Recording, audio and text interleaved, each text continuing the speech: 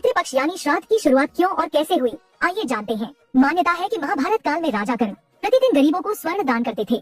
महाभारत युद्ध के दौरान जब उनका निधन हो गया तब स्वर्ग में जाने के बाद कर्ण को भोजन के बजाय सोना और आभूषण खाने को दिए गए। इससे निराश होकर जब उन्होंने इंद्रदेव से इसका कारण पूछा तो इंद्रदेव ने बताया कि तुमने अपने पूरे जीवन में सोने और आभूषणों का दान किया है, लेकिन अपने पूर्वजों को भोजन नहीं दिया। इसके बाद देवराज इंद्र ने कर्ण को 16 दिनों के लिए धरती पर वापस जाने की अनुमति दी ताकि वह अपने पूर्वजों को भोजन दान कर सके।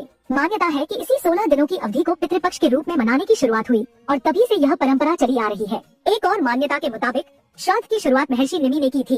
कहा जाता है कि अत्रि मुनि ने उन्हें श्राद्ध का उपदेश दिया था। इसके बाद महर्षि निमि ने श्राद्ध करना शुरू कर दिया। महर्षि को देखकर अन्य ऋषि मुनि भी अपने पितरों को अन्न दान करने लगे। लगातार श्राद्ध का भोजन करते करते देवता और पितर पूर्ण तृप्त हो गए। पुराणों में भी पितृपक्ष को बहुत अधिक महत्व दिया गया है। कहते हैं एक बार निमि ऋषि के पुत्र की आकस्मिक मृत्यु हो गई थी, जिसके बाद वह बहुत दुखी हो गए। तब उन्होंने अपने पितरों का आह्वान किया और उनके पितर उनके सामने प्रकट हुए थे।